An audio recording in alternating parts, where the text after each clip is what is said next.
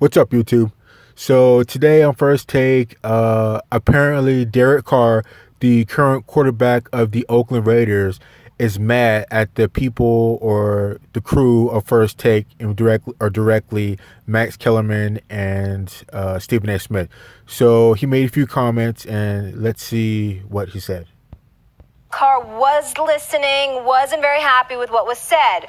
Tweeting this, "It's because I blocked them both for talking trash about our team. Those two clowns don't know anything about this game. Would love to actually sit and break down film with these two on TV just to show their viewers how incompetent, lacking qualification they are about our game." Well, Carr was a guest on Golic and Wingo this morning, and this is what he had to say.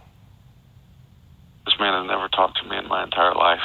This man has never worked out with me. He's never woke up early with me to study, to go and play hurt and all these kind of things. And so, you can say whatever you want about performance and all that. That's his job, and I understand that. But when you start talking about a man's character and want to and desire, that's just a different story. And I don't think there's anybody holding these guys accountable when they go off on those kind of tangents. And so I'm just someone that loves the truth. I got love for the guy.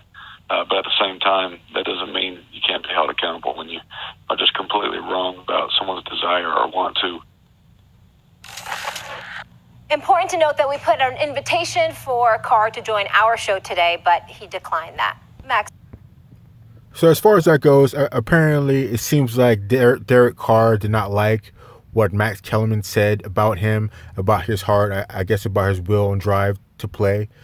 So it works both ways. I don't think Derek Carr should be mad because that's Max's job. That's Max and Stephen A's job to report what's going on in sports.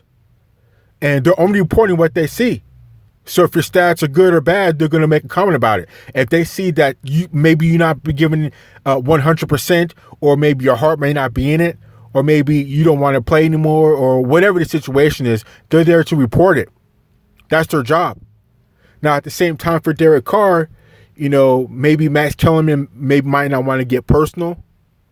Talk about, I guess, his family or anything outside of football, really, that doesn't affect it. Now, if he was getting DUIs or getting arrested or, things of that nature, okay, comment about it. But, the personal stuff, Max and Stephen A should leave out of it. But as far as, reporting about football and reporting on Derek Carr's drive or, how hard he wants to work for it, that's part of the game.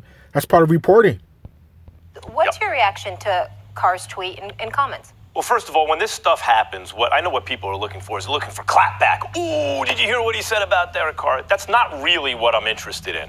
First of all, Derek Carr seems to be upset because his character was impugned in some way, he feels. Look, you play a full contact sport. I cover boxing. Roberto Duran, one of the toughest fighters of all time, quit. He said no mas. We all saw it. And there are many instances of other great and tough fighters quitting in different instances. And I brought up in that clip, Eli Manning I've seen quit on the Giants. One of the toughest players of all time, by the way, with his helmet turned around and turf coming out of it in the NFC Championship or in the playoffs against San Francisco the year they went on that Super Bowl run. Never missing a snap. That Eli Manning, love him. I'm a Giants fan. He won 2 Super Bowls and the biggest clutch performances ever. But I've seen it from him. Just because you're a tough guy does not mean you're a tough guy every moment of your life. The whole point of bravery, right? You can't be brave unless you experience fear. Unless that danger, that fear is present, there's nothing to overcome. So I assume, because I never had on the shoulder pads, that it takes an enormous amount of courage, common sense, to play quarterback in the NFL, of course. And many, many instances, you have to show where you are brave and tough and you want it. That doesn't mean it happens on every play. I even said in the clip, we call players out when other positions, when we think they take plays off. The same goes for quarterbacks. It doesn't mean you don't see them when they're shell-shocked, when you feel they don't want it. Now, it's my job to tell you what I think. I watched and I said what I thought. Teddy Roosevelt gave a speech, the former president of the United States, of course, at the Sorbonne in France, called The Man in the Arena. LeBron James quotes it a lot. It's not the critic who counts, not the man who says where the strong man stumbled or wasn't strong enough. It's the guy in the arena, the blood, sweat, and tears. I agree with that. Derek. It's right. It's not we who count. It's the players who count. It's you who counts. You're the quarterback of the at the moment, Oakland Raiders. That's tremendous. You make $30 million or so a year. Now, I understand you wouldn't be mad if I said you're the 27th ranked quarterback according to QBR, the most sophisticated, or quickest ranking system. That's not very good. That's not exactly earning the money. But that wouldn't bother you. What bothers you is that you thought that I was saying something about insight into what you were feeling at the moment. Dude, if I see a guy look scared in the moment, like he doesn't want contact, I infer from that he didn't want it. That goes for you. That goes for everyone in different moments in time. That doesn't mean you are a quitter or you are a scared player or you haven't been great in the past or won't be great again.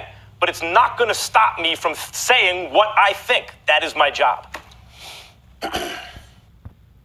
Now, Max is completely right. Like I said before, it is his job to report what happens. Now, I bet you Derek Carr wouldn't be mad at making comments about First Take if he was winning. When he was winning a couple years ago and was knocking on going to the Super Bowl before he broke his leg, he didn't have anything to say about what First Take said about him. He didn't have anything to say when he got that huge contract. He wasn't saying anything when he was doing good. When First Take was talking about him and Stephen A was praising him about everything that he was doing, he had nothing to say then. But now when something negative pops up, now you don't want to hear it. You can't have your cake and eat it too. You cannot have your cake and eat it too. And sure, Max has never worn the pads. I don't think Stephen A's ever wore the pads, but 99% of America hasn't worn the pads. But you can still comment on it. You can still say what you see, what you report. You don't have to be a football player in order to make a comment on it.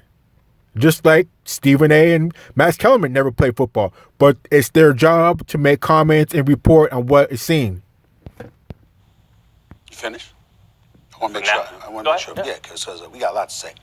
I want to applaud you for being very, very kind to that man, because I ain't about to be. Let me tell y'all something right now. You can take that stuff all you want to. I'm not going to take it. Here's what this man said. Those two clowns, those were, first of all, he went on Golick and Wingo this morning and highlighted what Max said, questioning his character. He didn't say anything about me on Mike Golick and Trey Wingo and Golick.